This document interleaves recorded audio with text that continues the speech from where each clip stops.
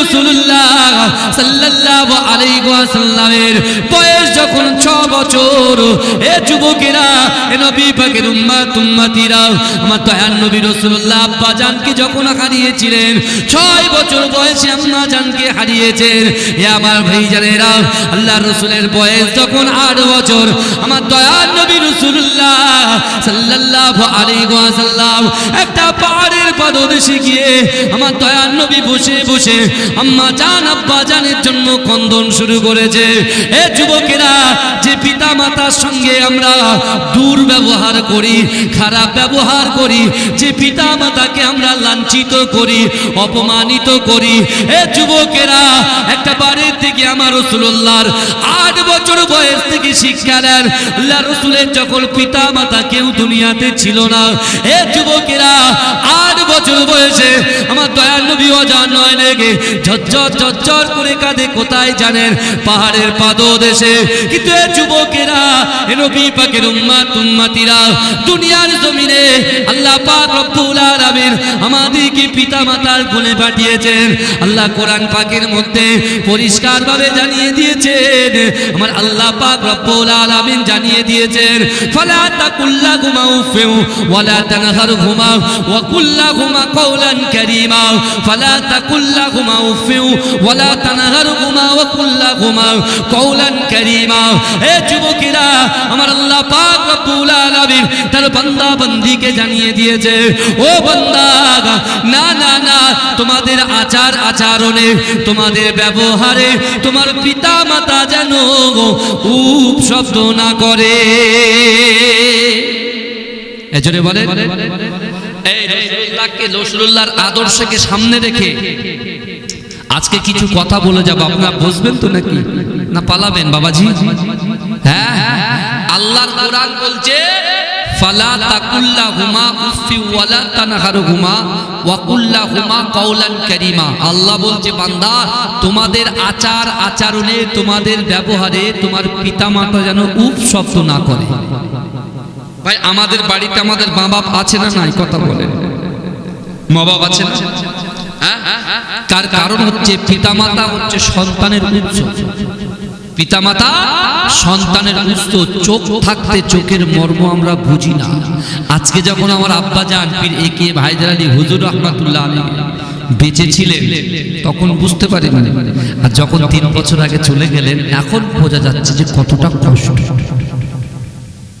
কিন্তু বিশ্বাস করলে যুবক, বর্তমান 99% বাড়িতে পিতামাতার যে ইজ্জত, যে সম্মান হওয়ার দরকার ছিল, ছেলে বড় হয়েছে, আমির হয়েছে, অর্থ আল্লাহ দিয়েছে, সম্পদ দিয়েছে, বিল্ডিং বালাখানা দিয়েছে, বাপের সম্পত্তি যতক্ষণ পর্যন্ত ছেলে বাপের কাছ থেকে পায় না, ততক্ষণ পর্যন্ত ছেলে বাপের সঙ্গে ভালো ব্যবহার করেছে। যখন বাপ সম্পত্তিকে ভাগ করে দিয়েছে, তারপর থেকে ছেলের আসল রূপ পার হয়ে গেছে। এরকম আছে না নাই? কথা বলে ভাইজান। অনেকেরই হয়তো গায়ে লাগতে পারে, আমার বিয়ে হয়েছে, আমার 2টো সন্তান, বুঝতে পারছেন না? এখন আমি বুঝতে পারছি বাপের উপর রাগ করা, মায়ের উপর রাগ করা যে কতটা কষ্ট, বুঝতে পারছেন? ব্যথা কতটা পায়। ছেলে যদি মার সঙ্গে বাজে ব্যবহার করে, ছেলে যদি বাপের সঙ্গে বাজে ব্যবহার করে, বাপ যে কতটা কষ্ট পায়। যদি একটা 8 বছরের ছেলে যদি কথা না শুনে আমাদের কতটা কষ্ট হয়, সেটা আমরা এখন অনুভব করতে পারছি। কথা ঠিক না ভুল বাবাজি? কিন্তু বিশ্বাস করে আল্লাহর কোরআন জানিয়ে দিচ্ছেন, মা আমার অনেক ভাই বোনেরা যারা বসে আছে, সবে সবে নতুন নতুন বিবাহ বর্তনে আবদ্ধ হয়েছে, আমি আপনাদেরকে বলতে চাই, আমার রাসূলুল্লাহ 8 বছর বয়সে মায়ের কথা স্মরণ করছে, বাপের কথা স্মরণ করছে। আর আজকে দুনিয়ার জমিনে আমাদের বয়স 25, 30, 35, 40 হয়ে গেছে। অনেক ছেলে আছে, অনেক মাকে তার বোনের ভিটায় রেখেছে। আছে না নাই? কথা বলেন না। কিন্তু বাবাজি বিশ্বাস করে, আল্লাহ রাসূল কি বললেন জানেন? আল্লাহ রাসূল বলছেন, এ আমার সাহাবারা, ইবাদত আর আখলাক দুটো কিন্তু এক জিনিস নয়। ইবাদত আর আখলাক। আচ্ছা, আখলাক মানে হচ্ছে চরিত্র, স্বভাব, চরিত্র, তাই তো? এখন বলেন তো দেখি, যারা পিতা মাতার সঙ্গে উগ্রভাবে ব্যবহার করে, তাদের চরিত্র কি ঠিক আছে? একটু কথা বলুন বাবাজি, একটু কথা বলেন না। চরিত্র ঠিক থাকে না। কারণ কি বলেন তো, বাপ মা ভুল করবে, বাপ মা ভুল করবে। এই আল্লাহর রাসূলের সাহাবা হযরত তালহা রাদিয়াল্লাহু তাআলা আনহু রাসূলুল্লাহকে এসে বলেছিলেন, ইয়া রাসূলুল্লাহ, আমার বাপ মা ইহুদি, যতক্ষণ তাদের সামনে বসে থাকি আপনার নামে কুরুচিকর মন্তব্য করে, হুজুর আপনি কি বলছেন বলেন। আল্লাহ রাসূল বলছেন, তালহা তুমি চিন্তা করো না, তোমার পিতামাতা আমি রাসূলুল্লাহকে যা কুরুচিকর মন্তব্য করুক না কেন, তুমি পিতামাতাকে কষ্ট দিও না। জোরে বলুন না সুবহানাল্লাহ। আপনি বলছেন রসুলকে মহাব্বত করি, আপনি বলছেন আল্লাহকে ভয় করি, তাহলে আল্লাহর ভয় রসুল্লাহর মহাব্বত যদি সত্যিকারের আপনি করেন, তাহলে পিতামাতা ভুল করলেও পিতামাতাকে আপনি কিছু বলতে পারবেন না। কিন্তু আমার ভাইরা, আমরা ইবাদত করি, নামাজ পড়ি, ভালো করে বুঝবে, আমরা নামাজ পড়ি, রোজা রাখি, জিকির করি, কিন্তু আমার ভাইরা রাসূলুল্লাহ বলছেন ইবাদত আর আখলাক দুটো এক জিনিস নয়। কেমন নয়? অনেকে নামাজ পড়ে, রোজা রাখে, অনেকে নামাজ পড়ে, রোজা রাখে, যাকাত দেয়, দান খায়রাত করে, এরা কিন্তু এক একটা আমল বা এক একটা ইবাদত করে, কি করে না করে তো। কিন্তু আমার বাবাজিরা, কিন্তু তার ক্যারেক্টার, তার চরিত্র খারাপ, তার কথা বলার ভাব ভঙ্গিটা সম্পূর্ণ আলাদা, ভিন্ন, রাসূলুল্লাহর আদর্শের মধ্যে পড়ে না। ওই ইবাদত, ওই লোকের ইবাদত আল্লাহর দরবারে কখনো কবুল হবে না। আবার অনেকে আখলাক ভালো, চরিত্র ভালো, স্বভাব ভালো, ব্যবহার ভালো, কথা বলে খুব মিঠা মিঠা মধুর সুন্দর করে, মন যেন কেড়ে নেয়, এরকম ব্যক্তি কিন্তু বিশ্বাস করেন সে নামাজ পড়ে না। কেন? নামাজ তো ফরজ। এই কথা বলেন, এই নামাজ সুন্নত মুস্তাহাব না ফরজ? নামাজ পড়া কথা বলেন ফরজ। তাহলে ফরজ যেটা, যে আল্লাহ তো হিসাব নেবেই, কিয়ামতের মাঠে সর্বপ্রথম যে হিসাবটা নেওয়া হবে ওটা হলো আকিমুস সালাত, নামাজ। কিন্তু আমার ভাইরা, এই রজব মাসে আমরা যে বসলাম জান্নাতের বাগানে, আমার যুবকদেরকে বলবো, বিশ্বাস করো, আজকের দিনে সবচাইতে খুশি যদি কেউ হয় এই জলসাটা দেওয়ার জন্য, আজকে আমাদের সামনে, আমাদের পিছনে, আমাদের ডান দিকে বাদিকে যত কবরবাসীরা কবরে শুয়ে আছেন, ওই কবরবাসীরা সবচাইতে বেশি খুশি মানাচ্ছেন। জোরে বলুন। এই জোরে বলা যাবে না, কারণ সেখানে আমার বাপ শুয়ে আছে, মা শুয়ে আছে, দাদা শুয়ে আছে, দাদি শুয়ে আছে, আর তাদের সন্তানগুলো এই জান্নাতের বাগানে বসে তাদের মাগফিরাতের জন্য আল্লাহর কাছে আখিরি মোনাজাতে দোয়া চাইবে, আল্লাহ কবুল করে এই সওয়াবটাকে তাদের কবরে পৌঁছে দেবে। জোরে বলুন। আমার ভাইজানেরা, এ নবী পাকের উম্মত উম্মতিরা, এ নবী দিওয়ানা, আপনি ইবাদত করেছেন, বান্দিগি করেছেন, আপনি নামাজ আদায় করেছেন, কিন্তু আপনার চরিত্রটা আপনার পিতা মাতার সঙ্গে বাজে ব্যবহার করেছেন। এ যুবকেরা, আল্লামা শিবলি নুমানি রাহমাতুল্লাহ আলাইহি কাবা শরীফটা তওয়াফ করতে চলে গেলেন। এ যুবকেরা, কাবা শরীফটা তওয়াফ করতে গেলেন। কে গেলেন? আল্লামা শিবলি রাহমাতুল্লাহ আলাইহি গেলেন। এই যুবকেরা কাবা শরীফের মাথাবে নেবে কাবা শরীফটা তওয়াফ করতে লাগলেন। লব্বাইক আল্লাহুম্মা লব্বাইক, লব্বাইক লা শারীকা লাকা লব্বাইক, ইন্নাল হামদা ওয়ান নি'মাতা লাকা ওয়াল মুলক লা শারীকা লাক। হে যুবকেরা, আল্লামা শিবলি রাহমাতুল্লাহ আলাইহি তিনি দেখতে পাচ্ছেন মাকামে ইব্রাহিমের পাশে একটা যুবক ছেলে অজান নয়নে ঝরঝর ঝরঝর করে কাঁদছেন। হে যুবকেরা, কে কাঁদে? একটা যুবক ছেলে কাঁদে। সেই ছেলেটার দুটো হাতও নাই, সেই ছেলেটার দুটো চোখও নাই, সেই ছেলেটার দুটো পাও নাই। এ যুবকেরা, আল্লামা শিবলি নুমানি রাহমাতুল্লাহ আলাইহি ওই ছেলেটাকে লক্ষ্য করে দেখছেন। ছেলেটা আল্লাহর দরবারে দোয়া চায়, আল্লাহ পাক আপনি আমাকে ক্ষমা করে দেন, আপনি আমাকে মাফ করে দেন। আল্লাহ আমি ভুল করেছি, আল্লাহ আমি পাপ করেছি, আল্লাহ আপনি আমাকে মাফ করে দেন, আল্লাহ আপনি আমাকে ক্ষমা করে দেন। এ যুবকেরা, এ নবী পাকের উম্মত উম্মতিরা, আল্লামা শিবলি নুমানি রাহমাতুল্লাহ আলাইহি এমন করে কাবা শরীফ তওয়াফ করার পরে যখন হজের সিজনটা শেষ হয়ে যায়, তিনি বাড়িতে চলে আসলেন। এ যুবকেরা, এ নবী পাকের উম্মত উম্মতিরা, আল্লামা শিবলি নুমানি রাহমাতুল্লাহ আলাইহি আবার 1 বছর পরে আবার তিনি হজ পাকে রওনা দিলেন। এ যুবকেরা, আবার হজ পাকে রওনা দিয়ে কাবা শরীফটা আবার তওয়াফ করছেন। লব্বাইক আল্লাহুম্মা আল্লাহুম্মা লাব্বাইক লাব্বাইক লা শারীকা লাক লাব্বাইক ইন্নাল হামদা ওয়ান নি'মাতা লাক ওয়াল মুলক লা শারীকা লাক। হে যুবকেরা, হে নবী পাকের উম্মতিরা, তিনি যখন কাবা শরীফটা তওয়াফ করছেন, কাবা শরীফটা তওয়াফ করার পরে মাকামে ইব্রাহিমের পিছনে যখন চলে যায়, তিনি দেখতে পেলেন ওই যুবক ছেলেটা গত বছরে 1 বছর আগে যে ছেলেটার একটা দুটো চোখ নাই, একটা হাত নাই, দুটো পা নাই, ওই যুবক ছেলেটা আল্লাহর কাছে ক্ষমা চাইছে, আল্লাহ পাক আপনি আমাকে ক্ষমা করে দেন, আল্লাহ আপনি আমাকে মাফ করে দেন, আল্লাহ আমি বড্ড ভুল করে ফেলেছি, আল্লাহ আপনি আমাকে ক্ষমা করে দেন। এ যুবকেরা, এ নবী পাকের উম্মতিরা, একটুখানি ভালো করে বোঝার চেষ্টা করেন। আজ থেকে 1500 বছর আগে আমার বিশ্ব নবী রাসূলুল্লাহর উপরে আল্লাহ পাক কোরআন নাজিল করেছিলেন। বাবা, যে কোরআনটা নাজিল করেছিল আল্লাহ পাক 23 বছর ধরে, এ যুবকেরা, বিশ্ব নবী রাসূলুল্লাহর উপরে আল্লাহ পাক সর্বপ্রথমে যে আয়াত নাজিল করেছিলেন, ইকরা বিসমি রাব্বিকাল্লাযী খলাক খলাকাল ইনসানা মিন আলাক। এ যুবকেরা, আমার আল্লাহ পাক দয়ার নবীকে জানিয়ে দিয়েছিলেন, হাবিব আপনি পড়েন আপনার প্রভুর নামে, আপনি পড়েন আপনার প্রভুর নামে।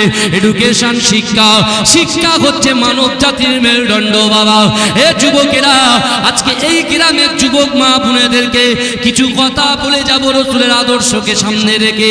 একটা বারের জন্য চিন্তা করে, রসুল আমার 8 বছর বয়সে আমার দয়ার নবী পাহাড়ের পদদেশে পিতা মাতার মহাব্বতে কাঁদে, আরে যুবকটা কাবা শরীফের পাশে বসে মাতাবের পিছনে, মাকামে ইব্রাহিমের পিছনে বসে বসে কাঁদে।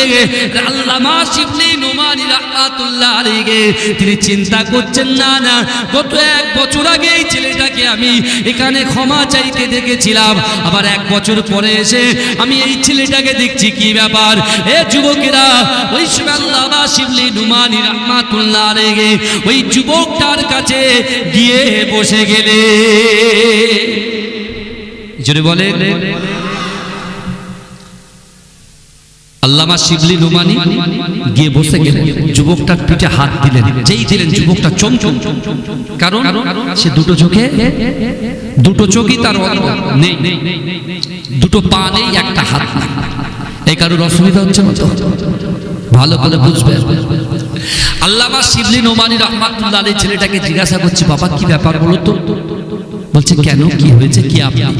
বলছে, আমি অমুক জায়গায় আমার বাড়ি, আমি হচ্ছিলাম একজন ব্যক্তি শিবলি নোমান, আমি এসেছি কারণ আমি দেখছিলাম গত বছরে তুমি ঠিক এই জায়গায় বসে বসে আল্লাহর কাছে ক্ষমা চাইছো, আবার 1 বছর পরে ফের এসে দেখছি তুমি ক্ষমা চাইছো, কি হয়েছে বলো তো? বলছে, এই কথা আমি আপনার সামনে প্রকাশ করতে পারবো না, আমার লজ্জা বোধ করছে। বলে, কেন বাবা, কি হয়েছে একটু বলো খুলে? কারণ তুমি এইভাবে 1টা বছর দীর্ঘ অতিক্রম করে, তাও আবার আল্লাহর কাবার পাশে তুমি এইভাবে বসে বসে চন্দনরত অবস্থায় আছো, আমার মনে বড় কষ্ট হচ্ছে, বলো বাবা। বললেন না। শিবলি নোমানী রাহমাতুল্লাহ আলাইহি অনেক রিকোয়েস্ট করলেন, বাবা বলো, বাবা বলো, বললেন না। তিনি চলে গেলেন কোথায়? আবার মক্কা সিজন, আর কি হজের সিজন শেষ হয়ে গেছে, আবার তিনি চলে গেলেন। আমার যুবকেরা, এ নবী পাকের উম্মতিরা, এ নবী দেবানারা, একটু ভালো করে বোঝার চেষ্টা করেন। বাবা, আল্লামা শিবলি নোমানী রাহমাতুল্লাহ আলাইহি আবার 1 বছর পরে কাবা শরীফটা তওয়াফ করতে গেলেন। কাবা শরীফটা তওয়াফ করে দেখতে পাচ্ছেন, ও যুবকেরা, যে যুবকটা 2 বছর আগে থেকে ওই মাকামে ইব্রাহিমের পিছনে বসে বসে আল্লাহর কাছে একইভাবে ক্ষমা চেয়ে যাচ্ছে, একইভাবে ক্ষমা চেয়ে যাচ্ছে। আল্লামা শিবলি নোমানী রাহমাতুল্লাহ আলাইহি বলছে, সহ্য করতে পারলেন, আবার গেলেন, গিয়ে হাতটা একটা হাত ধরে বলছেন, বাবা তুমি বলো কি সমস্যাটা কি? দীর্ঘ 1 বছর চলে গেল, 2 বছর চলে গেল, 3 বছর চলে গেল, তুমি এরকম ভাবে বসে বসে আল্লাহর কাছে কাঁদছো।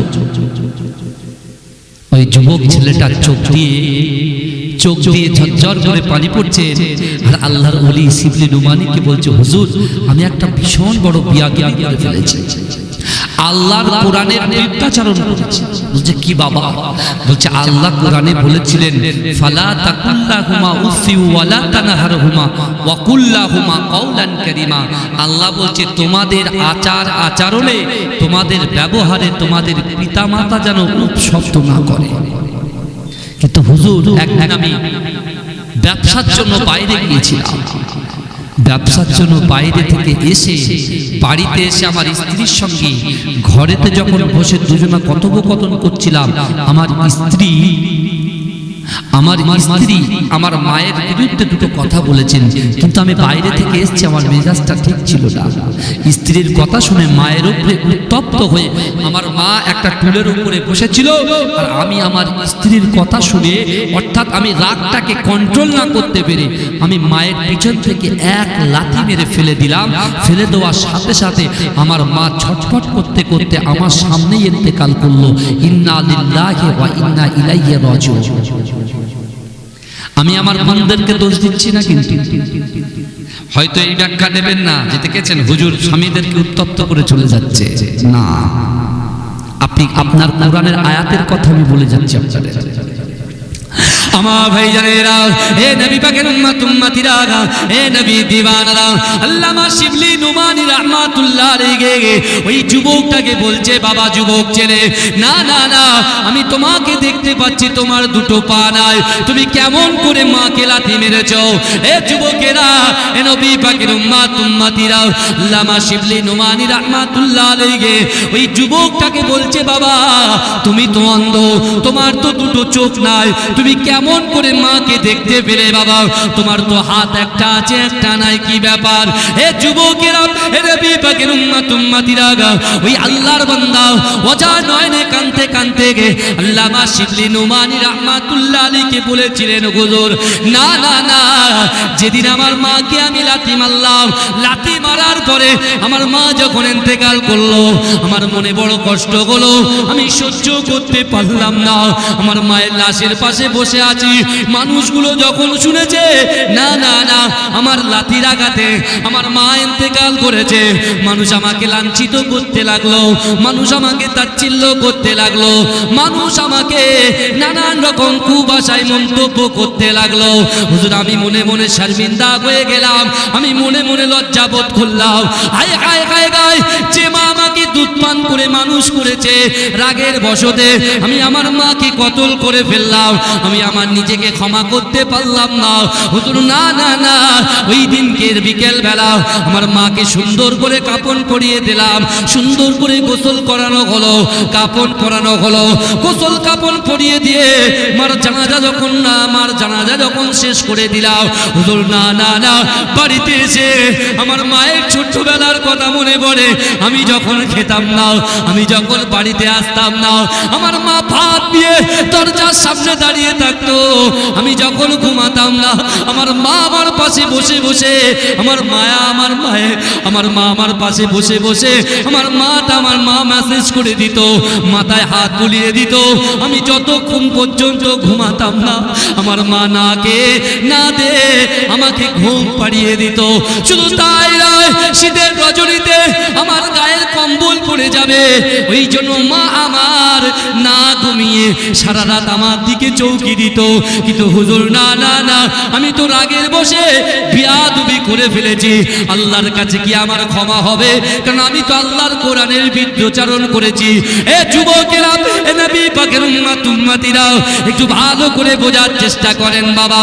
আল্লামা শিবলি নুমানি রাহমাতুল্লাহ আলাইহি ওই যুবকের কথা শুনে অজানয়নে ঝরঝর করে কাঁদে।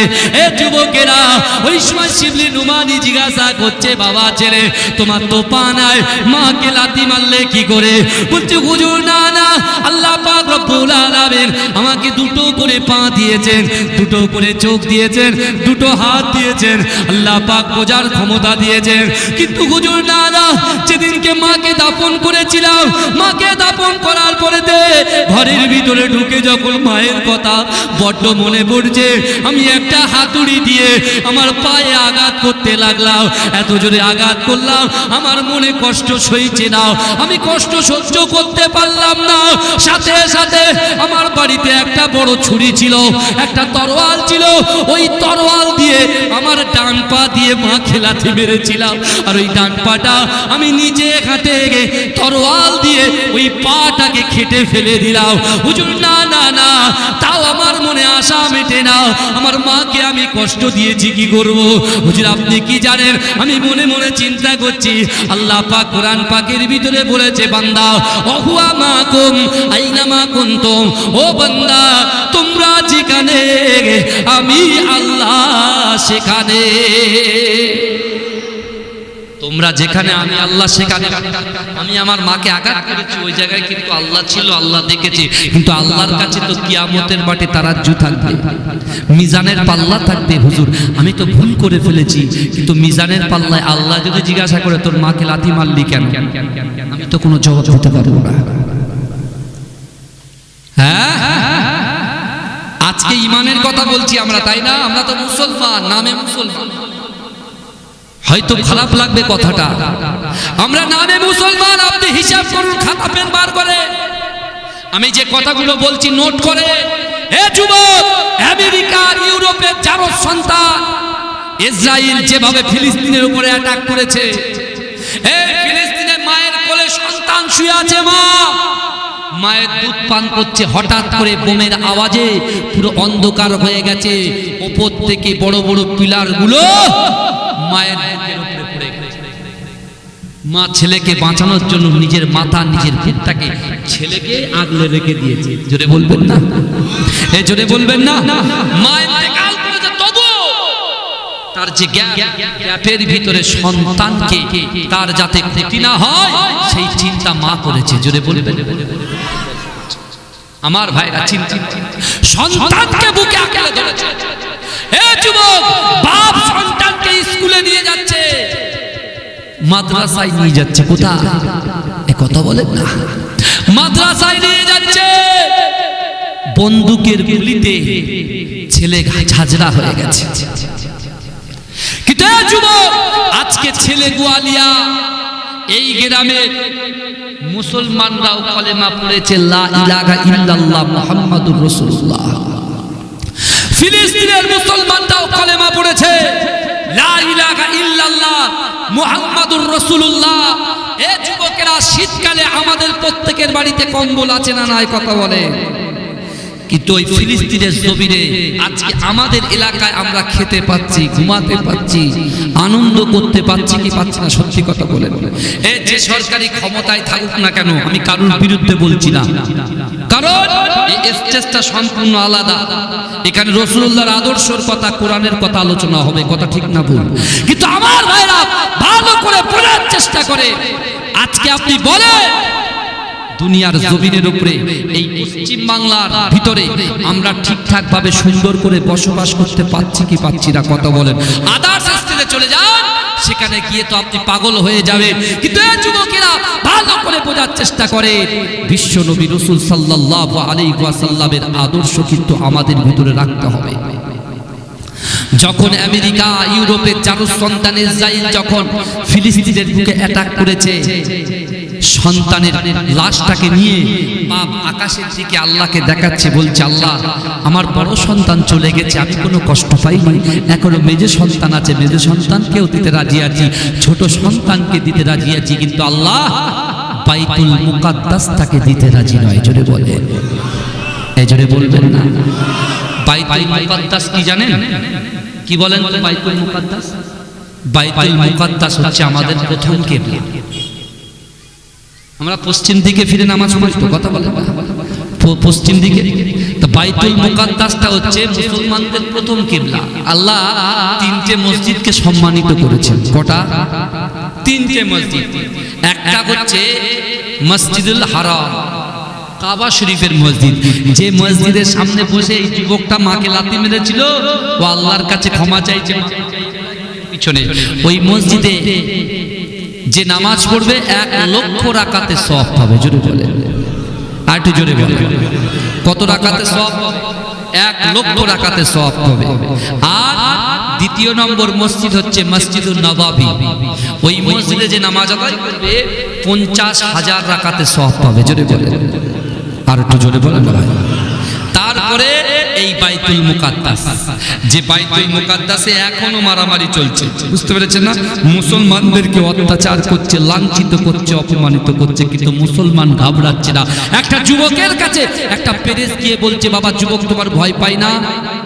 বলছে ভয়? আমি আমার এই জীবনটাকে, আমার ব্যবসা বাণিজ্য সব কিছু আল্লাহর রাস্তায় উৎসর্গ করে দিয়ে জীবনটা দিতে রাজি আছি, কিন্তু বাইতুল মুকাদ্দাসকে ছাড়তে রাজি নয়। জোরে বলেন, এই জন্য বলবেন না? বলছে কেন? বলে বোকা, তুমি কোরআন পড়োনি? কোরআন পড়ো, তারপর তো জানবে বাইতুল মুকাদ্দাসটা কি। আল্লাহ কোরআনে বলছেন সুবহানাল্লাযী আসরা বিআবদিহি লাইলাম মিনাল মাসজিদিল হারাম ইলাল মাসজিদিল আকসা। অর্থাৎ একই রজনীতে আল্লাহর ঘর কাবা শরীফ থেকে আল্লাহ রাসূলকে আল্লাহ পাক নিয়ে গেলেন আমাদের প্রথম কিবলা বাইতুল মুকাদ্দাসে। জোরে বলুন না। ওই বাইতুল মুকাদ্দাসে, এটা আছে রজব মাস, রজব মাসে রাসূলুল্লাহর মেরাজ হয়েছিল, আল্লাহর সঙ্গে সাক্ষাৎ হয়েছিল না? কিছু কথা শুনবেন তো নাকি? মেরাজের কিছু কথা শুনবেন তো নাকি? কিন্তু আমার ভাইরা তার আগে এই কথাগুলো আগে বুঝে যান, ভালো করে বোঝার চেষ্টা করেন। বিশ্বনবী রাসূলুল্লাহকে আল্লাহ পাক ওই বাইতুল মুকাদ্দাসে 2 রাকাতের নামাজের ইমাম বানিয়ে দিলেন। জোরে বলুন। আল্লাহ পাক আমাদের ইজ্জত। আমার ভাইজান একটা কথা বলবো, কিছু যদি মনে না করেন, সামনের দিকে চেপে আসেন, পিছনের ভাইগুলোকে বাচ্চাগুলোকে ঢুকতে দেন, সামনে জায়গা ফোরন করুন। দরুদ শরীফ পড়েন আল্লাহুম্মা।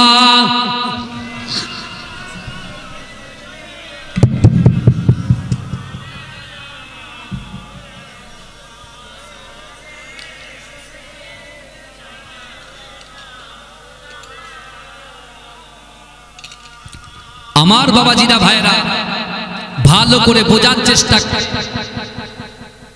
যে বিশ্বনবী রাসূলুল্লাহ সাল্লাল্লাহু আলাইহি ওয়াসাল্লামকে আল্লাহ পাক নিয়ে গেলেন বাইতুল মুকাদ্দাস। ওখান থেকে আল্লাহ জিবরাইলকে দিয়ে বুরাকে করে সপ্তম আসমান ভেদ করে আল্লাহর সঙ্গে সাক্ষাৎ করে জান্নাত জাহান্নাম দেখে আল্লাহ পাক রব্বুল আলামিন আমার দয়ার নবীকে উপঢৌকন দিলেন।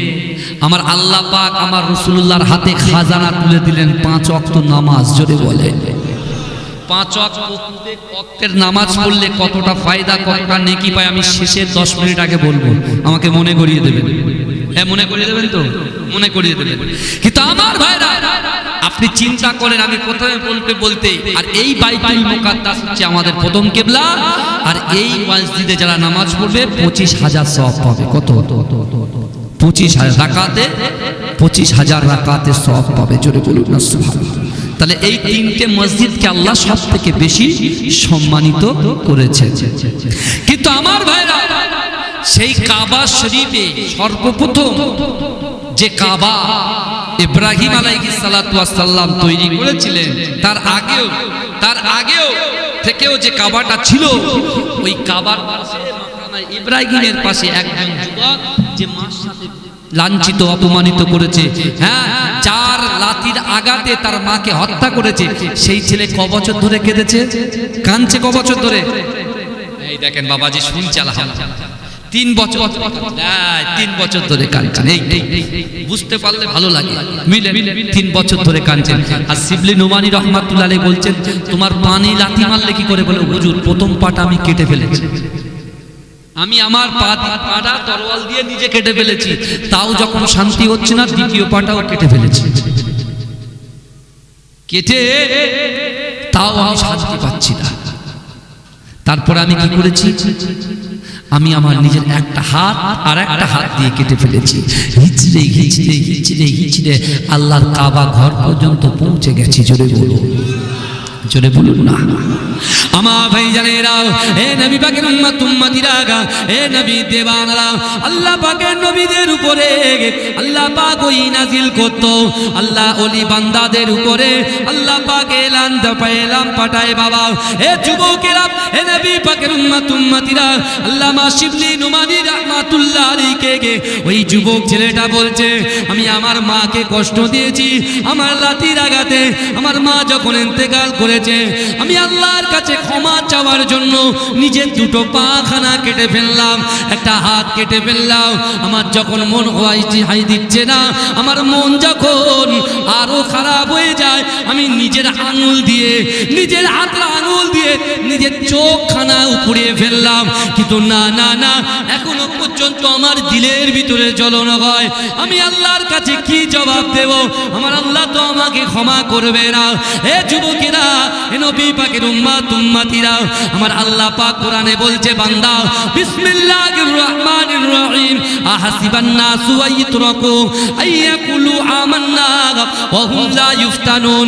আমার আল্লাহ বলছে, বান্দা আমি আল্লাহ, তোমরা যারা ঈমান এনেছো, তোমরা কি মনে করো আমি আল্লাহ তোমাদেরকে ছেড়ে দেব? ওয়া হুম লা ইফতানুন, আমি আল্লাহ কি তোমাদের পরীক্ষা করব না? কোরআন বলে, কোরআন ভাই তুলে রাখার জিনিস, এই কথা বলে।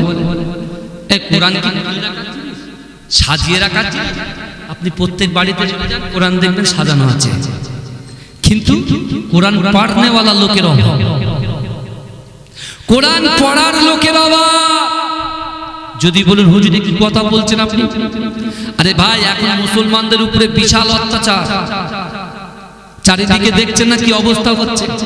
জায়গাগুলো দখল করে নিচ্ছে ইচ্ছা করে, শক্তি আছে, পাওয়ার আছে, পাওয়ার দেখিয়ে নিয়ে নিচ্ছে।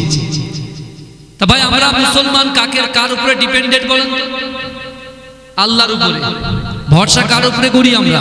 এই কথা বলেন না, আল্লাহর উপরে করি। আপনি দেখতে পাচ্ছেন তো ফিলিস্তিনের উপরে এত অ্যাটাক, এত মার, এত লাঞ্ছিত, এত বঞ্চিত, এত অপমানিত হওয়ার পরেও তারা কিন্তু কলেমা ছাড়ছে না, তারা কিন্তু বাইতুল মুকাদ্দাসকে ছাড়ছে না। কারণ তাদের কলিজার ভিতরে আল্লাহর ভয় আছে, রাসূলুল্লাহর মহব্বত আছে। জোরে বলুন না সুবহানাল্লাহ। কিন্তু এই যুবক, আজকে সারা বিশ্বের মুসলমানের হাতে বড় বড় মোবাইল চলে গেছে, বড় বড় ল্যাপটপ, বড় বড় কম্পিউটার তাদের হাতে উঠে গেছে। কিন্তু এই যুবক, মুসলমানদের হাতে অ্যান্ড্রয়েড সেট উঠে গেছে, তাস উঠে গেছে, মদের বোতল উঠে গেছে। যেদিনকে মুসলমানের হাত থেকে অ্যান্ড্রয়েড সেট উঠে গিয়ে আল্লাহর কোরআন চলে আসবে, তাদের মুখে জবানে এমন করে বাজে কর্মক্রিয়া থেকে শুরু করে, বাজে বাক্যলাপ থেকে শুরু করে, যেদিন তাদের মুখ থেকে বিতাড়িত করে, সেদিন ওদের জবান থেকে যেদিন কলেমার ধ্বনি উঠবে, আল্লাহ জিকির উঠবে।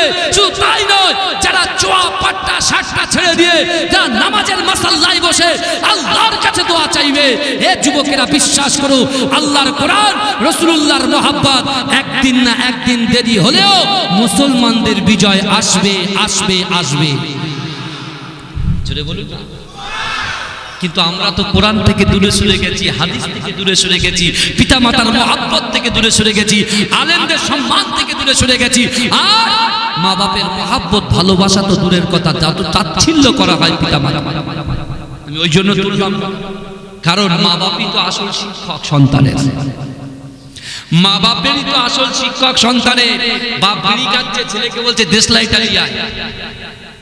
ছেলে পরে বলে, বাপ তুই বিড়ি দে। বাপ বেটাই মিলেমিশে খায়। এরকম হয় কি হয় না? আল্লাহর রাসূলের উপরে ১৫০০ বছর আগে যে আয়াত আল্লাহ নাজিল করেছিল, সর্বপ্রথম কোরআনের ভিতরে ৬৬৬৬টা আয়াত, ১১৪টা সূরার আগে যে আয়াতটা আল্লাহ নাজিল করেছেন, ইকরা বিসমি রাব্বিকাল্লাযী খলাক, পড়ো আপনার প্রভুর নামে। পড়া, এডুকেশন, শিক্ষা। শিক্ষা হচ্ছে মানব জাতির মেরুদণ্ড। যে যুবকটা যদি শিক্ষিত হয়, কিসের শিক্ষিত? শরিয়াতি শিক্ষিত, কোরআনের শিক্ষিত। ওই যুবক যদি কোরআন পড়ে, কোরআন বোঝে, কোরআন জানে, আর ওই কোরআনে যদি এই কথাটা লিখতে পাওয়া যায়, এই কোরআনের কথাটা, এই কোরআনের আয়াতটা যদি সে পড়ে, যে ফালা তাকুল্লাহুমা উফিউ ওয়ালা তানহারহুমা ওয়া কুল্লাহুমা কওলান কারীমা। আল্লাহ বলছে, বান্দা আমি আল্লাহ তোমার হাত দিয়েছি, পা দিয়েছি, চোখ দিয়েছি, নাক দিয়েছি, জবান দিয়েছি, ইজ্জত দিয়েছি, যৌবন শক্তি দিয়েছি, আমি আল্লাহ সব কিছু দিয়েছি। আমি আল্লাহ ঘোষণা দিচ্ছি যে তোমাদের পিতা মাতার উপরে কুআচরণ, কুমন্তব্য করো না, যাতে করে তারা উপশব্দ করে। জাননেওয়ালা, কোরআন পড়নেওয়ালা ছেলে যদি এই আয়াতটার গুরুত্ব দিত, তাহলে পিতা মাতাকে কি কষ্ট দিত? আল্লাহ কোরআনে বলছেন, বান্দা বিসমিল্লাহির রহমানির রহিম, ইন্না রাব্বাকা লাবিল মিরসাদ, নিশ্চয় আমি আল্লাহ আমার বান্দা বান্দির দিকে সতর্ক দৃষ্টি রাখি। এই আয়াতটা আমি সব সময় পড়ি, কারণ এই আয়াতটা কি শিক্ষা দেন জানেন? এই আয়াতটা কি শিক্ষা দেন জানেন? আল্লাহ কোরআনে বলছেন ইন্না রাব্বাকা লাবিল মিরসাদ, নিশ্চয় আমি আল্লাহ বান্দার দিকে দেখি। আমার মা বোনেরা পর্দায় বসে আছে, রান্না বান্না ছেড়ে দিয়ে, স্ত্রী আপনার পুত্র সন্তানদেরকে ছেড়ে দিয়ে পর্দায় ঢুকে বসে আছে, আছে না? আল্লাহ কিন্তু তাদেরকেও দেখছেন। জোরে বলুন।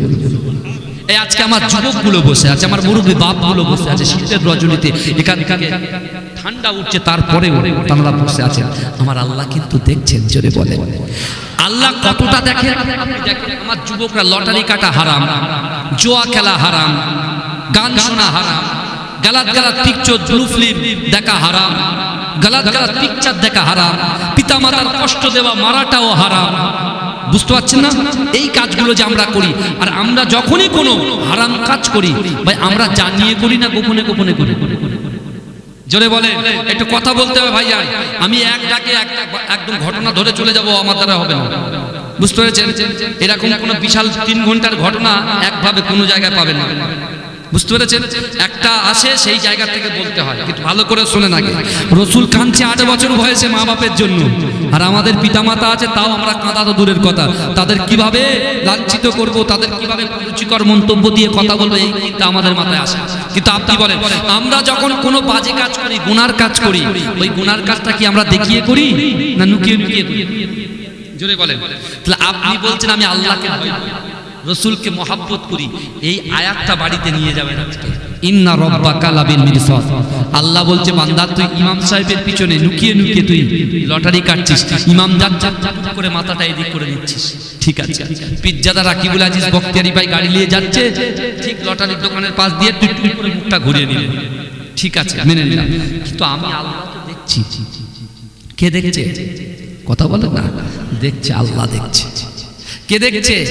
আল্লাহ দেখছে। তাহলে একটা ইমানদার ব্যক্তি যে কলেমা পড়ে, একজন নারী সে বাজে ব্যভিচারিতে লিপ্ত হচ্ছে, সে মনে করছে 4 দেওয়ালের ভিতরে দরজা বন্ধ, জানালা বন্ধ, কেউ দেখছে না, জবি হোগা বাদ দিয়ে দেখা যায়গা, এখন যা ইচ্ছা তাই করব।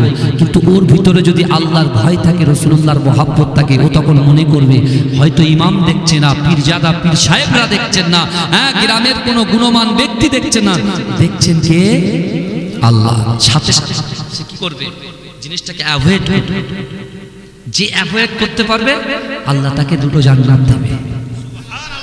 এই জন্য বলেন না আমার যুবকেরা, হে নবী পাকের উম্মত উম্মতিরা, হে নবী দিওয়ানারা, আল্লাহর কোরআন জানিয়ে দিয়েছে ওয়ালিমান খাফা মাকাম রাব্বিহি জান্নাতান।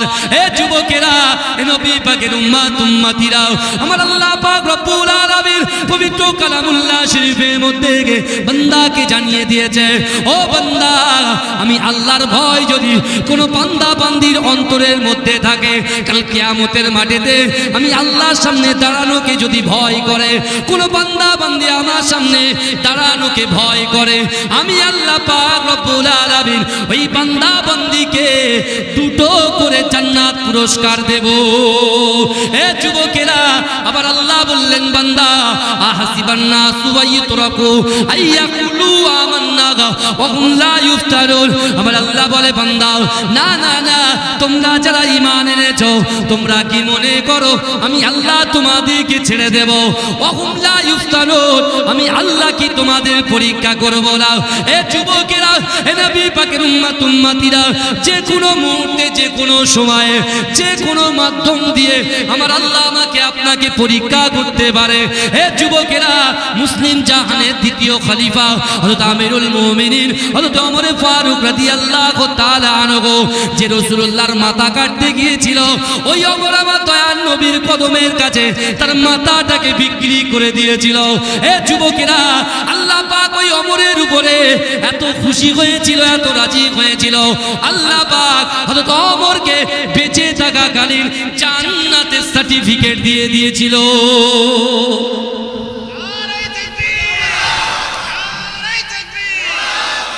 আমার ভাইরা, ওমর মাথা কাটতে গিয়েছে, তখন সে কি ছিল? কাফের ছিল। আর সে যখন বুঝতে পেরেছে, আল্লাহ কোরআনে বলছে বাবাজি, আমার যাদের যুবকদের করজোরে বলে যাব, জোরে বলবো তোমাদেরকে, বাড়িতে পিতা মাতা আছে, যত বড় খিদমত করো। তুমি ওমরায় যাও প্রত্যেক বছরে পয়সা দিয়ে, বাড়ি তুমি বসে ওমরা করে নেবে। জোরে বলবো, বাড়ি বসে ওমরা হবে।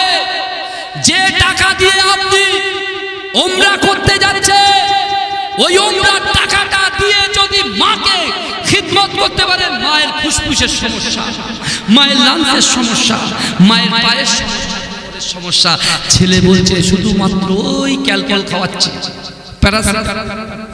এইসব ওষুধ খাওয়াচ্ছে, ঠিক ট্রিটমেন্ট দিচ্ছে, বুঝতে পারছেন না? আর কি করছে, বছরে বছরে যাচ্ছে কোথায়, কাবা শরীফের পাশে। কোথায় যাচ্ছে, বছরে বছরে কাবাই যাচ্ছে। ভাই, জীবনে মানুষের একবার হজ করা ফরজ। আমি হজ কমিটির নোটিফাইড মেম্বার, ভাই সত্যি কথা বলছি। আমি কিন্তু হজ কমিটির মেম্বার, রাজ্যের হজ কমিটির মেম্বার। আমি, কেউ জানে না, আমি প্রচারও বেশি করি না, বুঝতে পেরেছেন? এই পদের কিন্তু বিশাল বিশাল দাম আছে, বুঝতে পেরেছেন? এই পদের একটা বিশাল ওয়েট আছে, দাম আছে। আমি এসব ওয়েট ভাল লাগে না আমার, বিশ্বাস করে। এই রিয়া তাকাব্বারি, আমি অমুক, আমি তমুক, চারটে বাউন্সার নিয়ে আমি ঘুরতে পারি না। এই ওয়াকি টকি নিয়ে, চারটা বাউন্সার নিয়ে আমি ঘুরতে পারি না। আল্লাহ সে ক্ষমতা আমাদেরকে দিয়েছে, কিন্তু আমাদের সব পছন্দ হয় না। মুজাদ্দেদ জামানের সিলসিলার একনিষ্ঠ গোলাম হিসাবে, কুকুর হিসাবে আমরা কাজ করি, বুঝলেন? আমার পরদাদা আহমদ আলী হামিদ জালালি রহমাতুল্লাহ আলাইহি আজ থেকে ১৫০০, আমার পরদাদাজি রহমাতুল্লাহ আলাইহি ২৩ বছর ধরে মুজাদ্দেদ জামানের খিদমত করেছিলেন। জোরে বলে, কোথায় খিদমত করেছিলেন? তার মাদ্রাসায় খিদমত করেছিলেন। সর্বপ্রথমে ফুরফুরা টাইটেল ফাতিয়া টাইটেল মাদ্রাসার প্রথম সুপারিনটেন্ডেন্ট ছিলেন, সাইফুল হাদিস ছিলেন। আমার পরদাদা পড়িয়েছেন বুখারী শরীফ। বড় বড় ওলামারা, আলেমরা, আল্লাহর ওলিরা আমার পরদাদাজির ছাত্র, কিন্তু কখনো আমরা এই নিয়ে ফখর করি না। করেছি? তারা যে জায়গায় পৌঁছেছিল, আমরা সে জায়গায় ঠিক পৌঁছাতে পারি। এই জন্য আপনাদের কাছে দোয়া চাইছি, একটু দোয়া করে যেন মাঝরাটি হুজুর পীর কেবলার আওলাদরা, মুজাদ্দেদ জামান দাদা হুজুর পীর কেবলার খলিফার আওলাদ হিসাবে আল্লাহ যেন এই দিনের খিদমত করাটা সঠিকভাবে দুটো কথা বলার তৌফিক দেন। বলুন আমিন। বলবেন না আল্লাহুম্মা আমিন? কিন্তু ভাইজান বিশ্বাস করেন, মানুষের যারা সাহেবে নিসাব, যাদের অর্থ আছে, সম্পদ আছে, তাদের জিন্দেগি জীবনে একবার হজ করা ফরজ। ঠিক আছে? এবারে কি হয়, মাকে, মা বলছে, মনা তোকে তো আমি মানুষ করলাম, আল্লাহ অনেক রুজি দিয়েছে, অনেক ইনকাম দিয়েছে, চল না বাবা, তুই তোর স্ত্রীকে নিয়ে যাচ্ছিস, বাবা আমাকে একটু নিয়ে চল না। আহা, বিশ্বাস করেন, যদি মাকে নিয়ে যেতে পারেন না, আল্লাহ খুশি হয়ে যাবে। জোরে বলবেন না, আল্লাহ খুশি হয়ে যাবে। আর এখন কি হচ্ছে, মার অসুবিধা, মার অক্সিজেনের অভাব, ছেলে বলছে নো, ওসব পরোয়া নেই, চলো ওমরায়, চলো ওমরায় যাচ্ছে। হ্যাঁ, 3 বছর ধরে আল্লামা শিবলি নুমানী রহমাতুল্লাহ দেখছেন একটা ছেলে মায়ের সঙ্গে ব্যভিচার, অত্যাচার করেছে। মাকে অত্যাচার করেছে, মাকে লাঞ্ছিত করে লাথি মেরে ফেলে মা ওর লাথিতে ইন্তেকাল করেছে। 3 বছর ধরে ওর দোয়া ক্ষমা হচ্ছে না। আরে বলছে বাপকে, মাকে ফেলে রেখে ওমরায় যাচ্ছে। বুঝতে পারছেন না? যারা যাচ্ছে বিরোধিতা করছি না, কিন্তু এগুলো আপনি ভাবুন, চিন্তা করুন, একটু চিন্তা করুন। বড় বড় ওলামারা যারা হাদিসের দার্স দিতেন, মায়ের চিঠি পাওয়ার সাথে সাথে সে বুখারী শরীফের কিতাব খুলে মার কাছে ছুটতেন। জোরে বলে, মায়ের কদরটা হচ্ছে আলাদা, মায়ের কদমের নিচে হচ্ছে জান্নাত। জোরে বলে, জোরে বলবেন না, জোরে বলবেন না। আমার ভাইরা ভালো করে বোঝার চেষ্টা করে।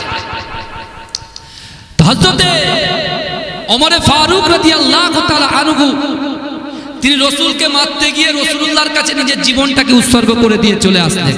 সেই ওমর হুজুরের জামানায় মুসলিম জাহানের দ্বিতীয় খলিফা তিনি যখন ছিলেন, আল্লাহ এত পাওয়ার দিয়েছিলেন। কি পাওয়ার দিয়েছিলেন জানেন?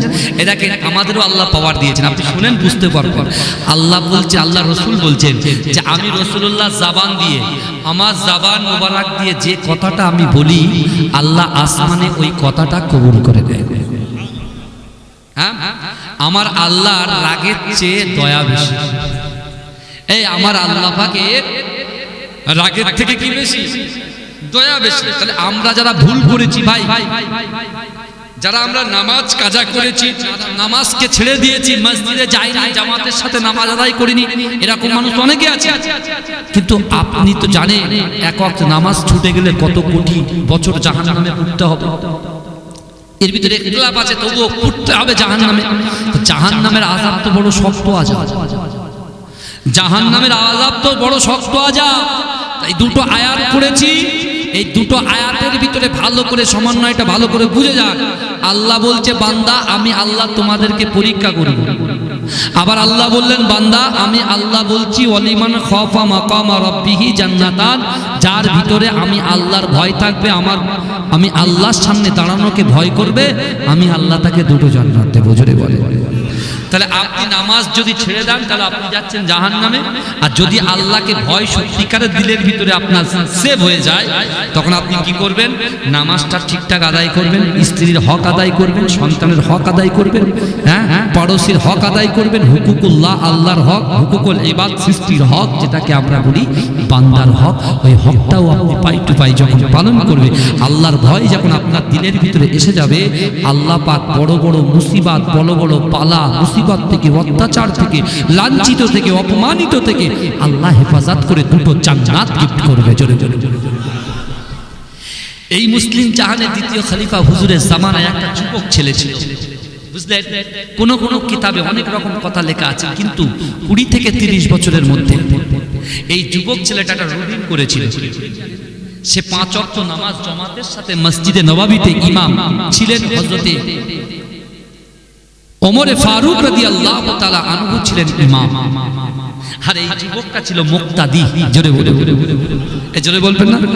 এই আমার রাসূলুল্লাহর পাওয়ার কত জানেন এই যুবক? এখানকার যুবকরা বলেছে হুজুর রাসূলুল্লাহ সম্পর্কে আলোচনা করলে আমাদের গ্রামের মানুষগুলোকে পাগল হয়ে যায়। এ যুবক তুমি শোনো, বাপ আদম আলাইহিস সালাতু ওয়াস সালামের ছেলের নাম হযরত সীস আলাইহিস সালাতু ওয়াস সালাম, বাপও নবী ছেলেও নবী, বাপও নবী ছেলেও নবী। হযরত আদম আলাইহিস সালাতু ওয়াস সালাম 1.5 ঘন্টা, 2.5 ঘন্টা, 3 ঘন্টা, 3.5 ঘন্টা, 4 ঘন্টা ছেলে নবী সীস আলাইহিস সালাতু ওয়াস সালামের কথোপকথন করতে করতে 4.5 ঘন্টার ভিতরে প্রত্যেক সেকেন্ডে সেকেন্ডে আমার রাসূলুল্লাহর নাম করছেন। জোরে বলুন। যখন আমার নবীর নাম বারবার সেকেন্ডে সেকেন্ডে করছে, হযরত সীস আলাইহিস সালাতু ওয়াস সালাম একটা যুক্তি দেখালেন বাপকে, বাপও নবী ছেলেও নবী। মাস আর এখন বলবো হাসবেন না, বাপও বসে বসে চায়ের দোকানে চা খায়, বিড়ি খায়, এক সাইডে একটা ওয়াল তোলা আছে, এপারে আছে বাপ বিড়ি চা, এদিকে সিরিয়াল দেখছে, আর ডান দিকে ছেলেও বিড়ি চা খাচ্ছে, এদিকে রামবোর্ড ঢুকছে, আবার কি দেখছে? গান শুনছে। এরকম চলছে এখন বর্তমানে। আচ্ছা আচ্ছা আচ্ছা বাবাজি, এই অবস্থায় যদি ইজা জাআজালুহুম লা ইস্তাখিরুনা সাআতাও ওয়া লা ইস্তাকদিমুন, মৃত্যু যখন আসবে 1 সেকেন্ড লেট হবে না। এই যুবক তুমি এক্ষুনি তুমি প্রতিশ্রুতি দিয়ে বলবে এই দুনিয়াতে আসা সিরিয়াল আছে, যাওয়ার কি কোনো সিরিয়াল আছে? নাই। তখন ওই মুহূর্তে যদি জাহানটা বেরিয়ে যায়, মৃত্যুটা কি মৃত্যু হবে? কথা বলে, জাহান্নামে মৃত্যু হবে কিনা জান্নাতে মৃত্যু হবে? কথা বলেন বাবাজি। জাহান্নামে মৃত্যু।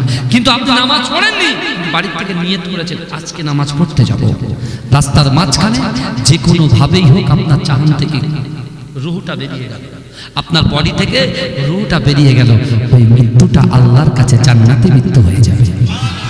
এজন্য বলেন ও ভাই শুনেন না, বিশ্বাস করে আমরা বুঝি না, তাই বোঝার চেষ্টা করি না। আমরা মানুষকে গীবত করি, পরচর্চা করি, পরনিন্দা করি, বাজে বাজে কুরুচিকর মন্তব্য করি।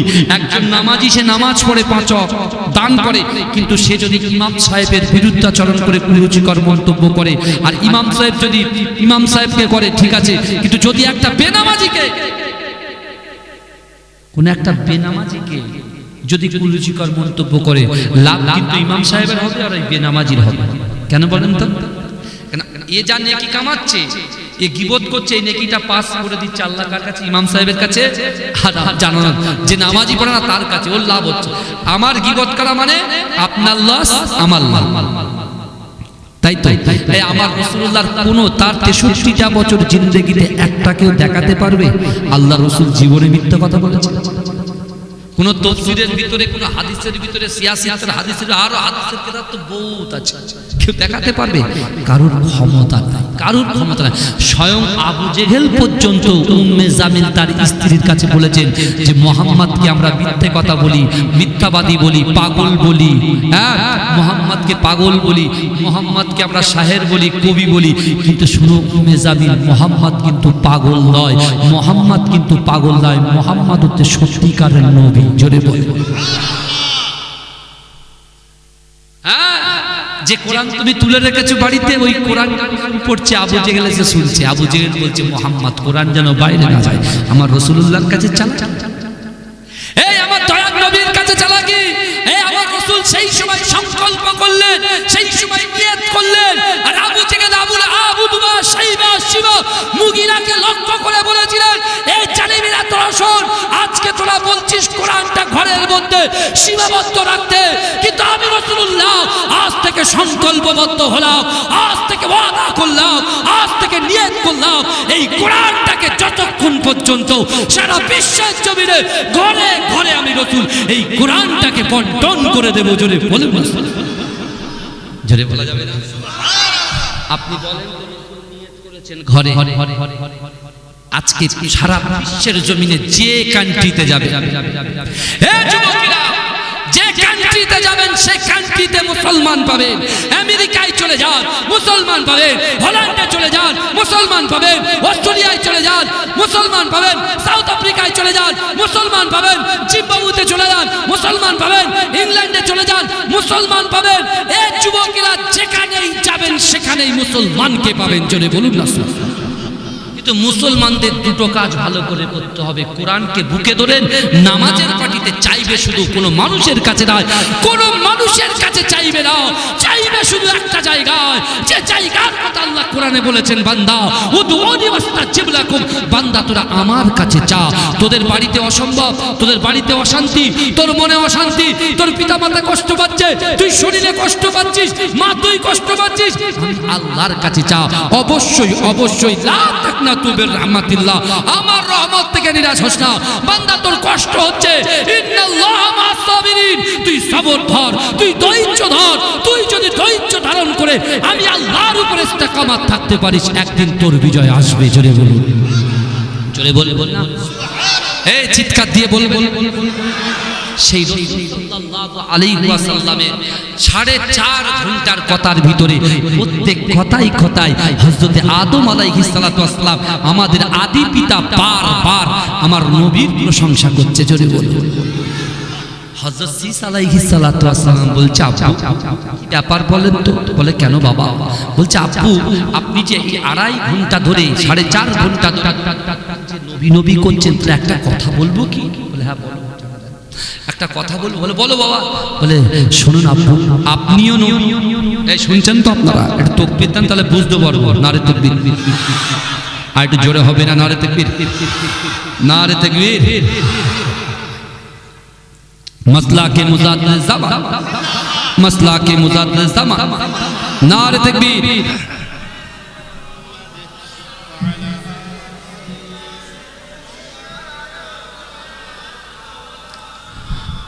আমার বাপেরা, ভাইরা, বাবাজিরা, মায়েরা, বোনেরা ভালো করে বোঝার চেষ্টা করে। আমার রাসূলুল্লাহর পাওয়ার শোনেন, পাওয়ার। আমার রাসূলুল্লাহর ইজ্জত সম্পর্কে এবারে শোনেন না? ঠিক আছে, ঠান্ডার সময় তো একটু চা খাচ্ছি ভাই, বিয়াদবি ক্ষমা করবেন আগের থেকে। অনেকে কিন্তু এই মাইকে অনেকে অনেক রকম মন্তব্য করে, বলে ডাজ নট ম্যাটার, ওটা কোনো ব্যাপারই না আমার কাছে। কেন বলেন তো? ওই বললাম যে যার বিপদ করবে তার মাইনাস হবে, আমার প্লাস হবে। তার মাইনাস হবে, আমার প্লাস হবে। একটা ঘটনা টুক করে বলে দিই, শোন। উসমানীয় শাসন আমলে একটা বাদশা ছিল যার নাম হচ্ছে সুলতান সুলাইমান কানুনী রাহমাতুল্লাহ আলাইহি। মায়েরা ভালো করে শুনেন, মায়েদের বোঝার দরকার আছে।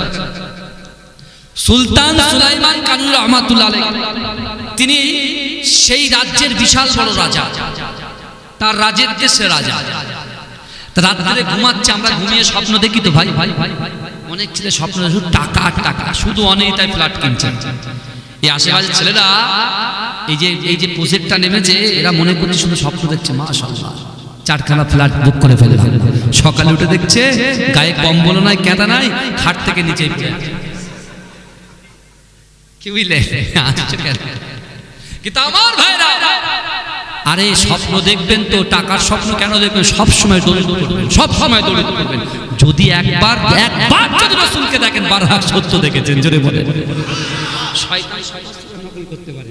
আপনি সবসময় যে রাকিবুল ভাই সুন্দর গজল বলে, কত শয়তান আমার সুরাতে তোমার সামনে দাঁড়িয়ে রয়েছে, কত দেখাচ্ছে কি এটা শয়তান। এই স্বপ্ন দেখে কোনো লাভ নেই। স্বপ্ন দেখতে গেলে কোরআনের সুন্দর সুন্দর স্বপ্ন দেখতে হবে, বুঝতে পারছেন? বাজে খেয়াল, যে বাজে খেয়াল করবে, যে বাজে খেয়াল করবে, বাজে জিনিস চিন্তা করবে, তার সামনে কিন্তু যে বাজে জিনিস, কেউ যদি পরীর চিন্তা করে, পরী আসবে সর্বনাশ করে দিয়ে চলে, বুঝতে পেরেছে? সমাজদারও কো ইশারায় কাফি। কিন্তু আমার ভাইরা একটু ভালো করে বোঝার চেষ্টা করে। সুলতান সুলাইমান কানুনি কি করলেন জানে? রাত্রে স্বপ্নে ধরপড় করে উঠে বলে, উঠে তার উজিরকে ডাকলেন, বাবা শোনো, শিগগিরই ঘোড়া রেডি করো। বলে কেন? বলে না, আমার রাজ্যেতে মানুষ খেতে পাচ্ছে কি পাচ্ছে না সেটা একটু দেখার বিষয় আছে, বুঝতে পারছেন না? তিনি ঘোড়ার পিঠে উঠেছেন, ঘোড়া চলছে, ঘোড়া চলতে চলতে দেখতে পেলেন কিছু লোক জড়ো হয়ে দাঁড়িয়ে আছে। তিনি নামলেন, নেমে দেখছেন একটা লাশ পড়ে আছে। কি পড়ে আছে? একটা লাশ। আমার ভাই জানেরা, এ নবী পাকের উম্মত উম্মতিরা, এ নবী দিওয়ানারা, একটু ভালো করে বোঝার চেষ্টা করে। আজকে আমরা মানুষের বাহ্যিক দিকটা দেখে তার মন্তব্য করি, পরচর্চা করি, কিন্তু এ যুবকেরা ওই সুলতান সুলাইমান কানুনি যখন তার রাজত্বের ভিতরে ঢুকলেন, এ যুবকেরা একটা লাশকে যখন পড়ে থাকতে দেখলেন, ওই সময় বললেন, বাবারা এই লাশটাকে সুন্দর করে কেন গোসল করাওনি? এই লাশটাকে কাপনের ব্যবস্থা কেন করনি? এই লাশটাকে কবরে কেন মাদফান করনি? এ যুবকেরা ওই জায়গায় যারা দাঁড়িয়ে ছিল তারা বলল, না না, এটা কখনো হতে পারে না। বলছে কেন? বলছে এই ব্যক্তিটা ছিল মদখোর, এই লোকটা ছিল জিনাখোর। না না না, যে মদ খেয়েছে আর সারা জীবন জিনা করে ফুর্তি করেছে, তার কাপন দাপন জানাজার নামাজ আমরা কেউ দেব না। এ যুবকেরা যে এই কথা বললেন, সাথে সাথে সুলতান সুলাইমান কানুনি বলছে, এ বাবারা তুমি বলো তো দেখি, এই লোকটা কি উম্মতে মুহাম্মাদি নয়? সুলতান সুলাইমান কানুনি বলছে, এই লোকটা কি উম্মতে মুহাম্মাদ? এ আবু বকর, এই নারে তাকবীর, নারে তাকবীর, মাসলাকে মুজাদ্দিদ জামান।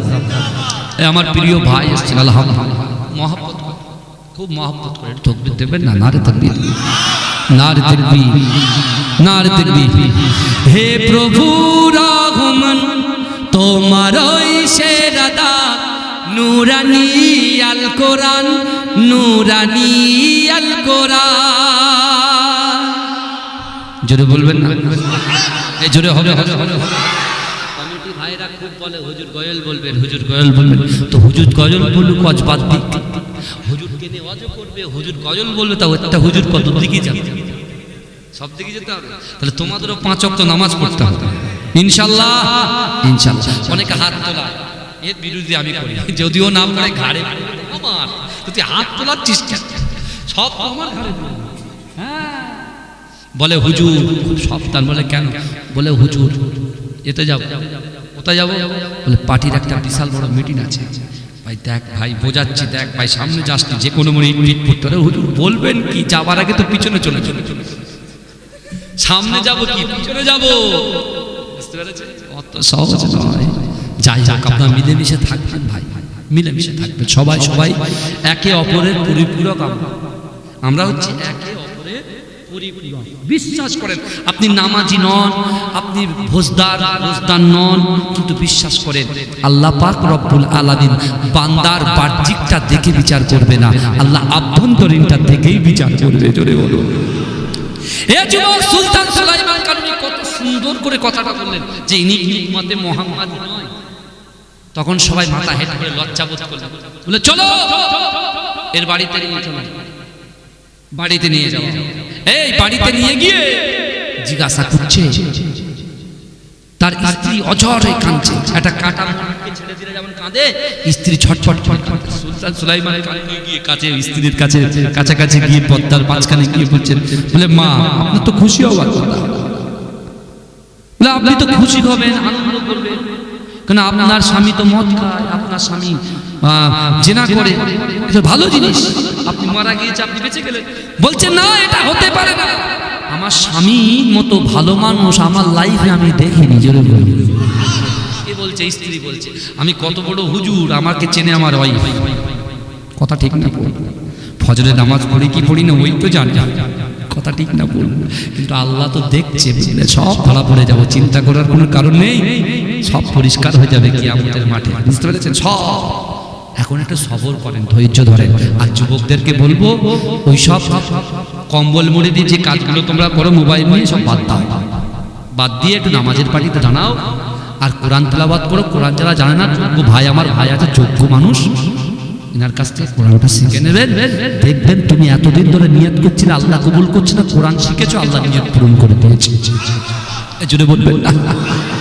এখন সুলতান সুলাইমান কানুনী স্ত্রীকে যখন বললেন, স্ত্রী বলছে না আমার স্বামীর মতো ভালো মানুষ একটাও নেই। বলে কেন? লোক তো আপনার স্বামীকে জুয়ারি বলছে, মাতালি বলছে, জেনা করে বলছে। আমার ভাই জানেরা, হে নবী পাকের উম্মত উম্মতিরা, হে নবী দিওয়ানারা, হে যুবকেরা, একটু ভালো করে বোঝার চেষ্টা করেন বাবা। ওই নারী কাঁদতে কাঁদতে বলছে, হুজুর না না না, আমার স্বামী ভালো লোক ছিলেন, আমার স্বামী খারাপ মানুষ ছিলেন না, খারাপ ব্যক্তি ছিলেন না। বলছে কেন কেন? তোমার স্বামী তো মদের দোকানে গিয়ে মদ কিনতো। বলছে হ্যাঁ হ্যাঁ হ্যাঁ, আমার স্বামী মদের দোকানে গিয়ে মদটা কিনে নিয়ে আমার ঘরের মধ্যে প্রবেশ করতো, ঘরের মধ্যে এসে ঘরের দরজা বন্ধ করতো, জানালা বন্ধ করে দিয়ে আমাদের ঘরের ভিতরে একটা বড় গাড্ডা আছে, ওই গাড্ডার ভিতরে আমি স্ত্রীকে ডেকে নিয়ে আমার স্বামী তার মদটাকে ঢেলে ওই গাড্ডাটা ভরিয়ে দিত। ওই মদ নিজে না খেয়ে গাড্ডার ভিতরে মদটাকে ফেলে দিয়ে আমি স্ত্রী আমাকে দিকে কাঁদতে কাঁদতে বলে, ও আমার স্ত্রী রে শোনো শোনো, না না না, আমি আল্লাহর উপরে ভরসা করি, আল্লাহর উপরে তাওয়াক্কাল করি, আল্লাহকে ভয় করে। ও আমার স্ত্রী আপনি কে জানেন, আমি আমার নিজের টাকা খরচা করি, আমার ছেলে নাই, সন্তান নাই, কেউ নাই, কিন্তু না না না, এই যে মদটা কিনে এনে আমি এই মাটিতে ঢেলে দিলাম, এই গাড্ডায় ঢেলে দিলাম। ও আমার স্ত্রী রে, একজন বাপের ছেলেকে যারা মদ খায়, একজন বাপের ছেলে যে মদ খায়, তার মদ খাওয়া থেকে আমি একজনকে বিরত রাখতে পারলাম। জোরে বলে। এই মদটা যদি আমি না কিনে আনতাম, অন্য একজন এসে কিনে খেয়ে নিত, অর্থাৎ আমি নিয়ে এসে আমি মদটা ওই গাড্ডায় ফেলে দিলাম, অর্থাৎ একজনকে আমি গুনাহ থেকে বাঁচিয়ে দিলাম। জোরে জোরে জোরে জোরে বলবেন না? স্ত্রী ঝরঝর করে কাঁদে, সুলতান সুলাইমান কানুনীকে এমন করে বলতে থাকে, না না না, আমার স্ত্রী কাঁদতে কাঁদতে বলে আমার স্বামী এমন করে পতিতলায় যায় যেখানে জেনা ব্যভিচার হয়, ওই জায়গায় গিয়ে আমার স্বামী নিজের অর্থগুলো, নিজের টাকা পয়সাগুলো, যে স্ত্রীটা, যে মেয়েটা ব্যভিচারের ভিতরে লিপ্ত হয়, তার হাতে গিয়ে টাকাটা দিয়ে বলে, মা তুই ব্যভিচারী করিস না, মা তুই জেনা করিস না, জেনা করা কবিরা গুনাহ মহাপাপ। এ যুবকেরা, এ নবী পাকের উম্মত উম্মতিরা, ওই স্ত্রী বলছে, স্বামী আমার বাড়িতে এসে আমার হাত ধরে আমার পাশে বসিয়ে বলছে, আমার স্ত্রী একজন বাপের সন্তানের জেনা করার থেকে, ওই গুনাহ থেকে আমি বিরত রাখতে পারলাম। হে যুবকেরা, হে নবী পাকের উম্মত উম্মতিরা, সুলতান সুলাইমান কানুনী যে ওই রাজ্যের বাদশা, সেই স্ত্রী কিন্তু জানে না।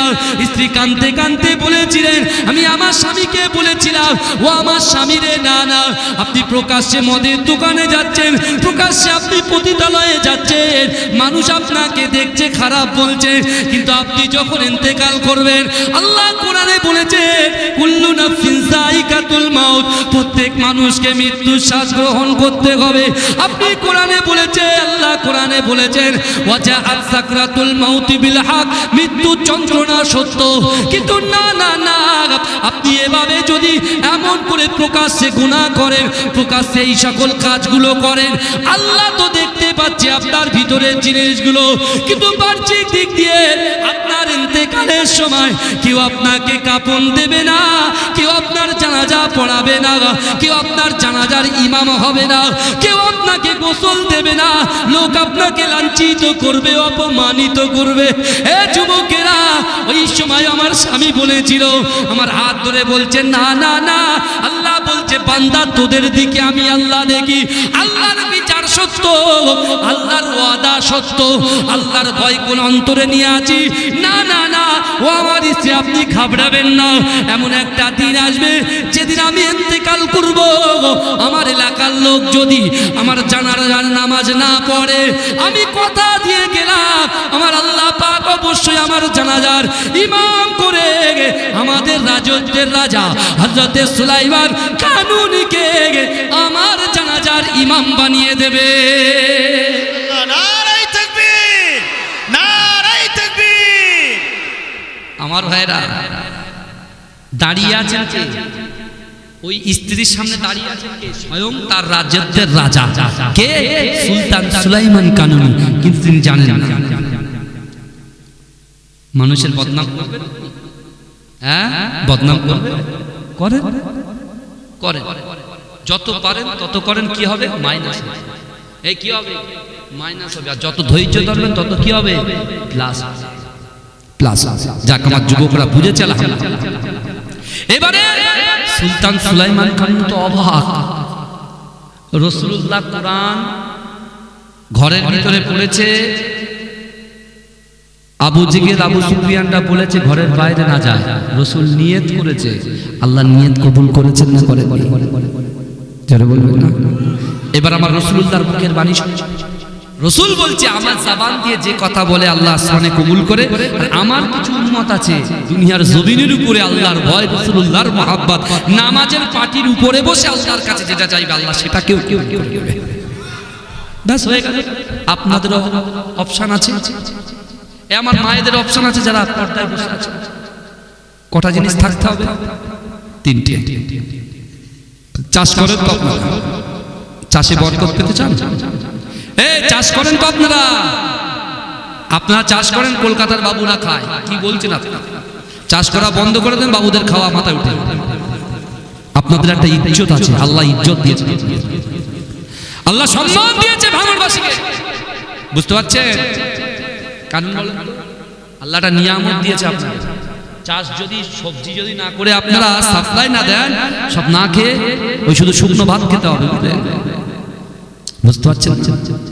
বাবুদের সব ছেলেরা গাট্টা গাট্টা চেয়ার আপে গাড়ির থেকে নামতে পেটগুলো থর করে কাঁপে, সব আপনাদের কষ্টের সবজি খেয়ে। বুঝতে পেরেছেন?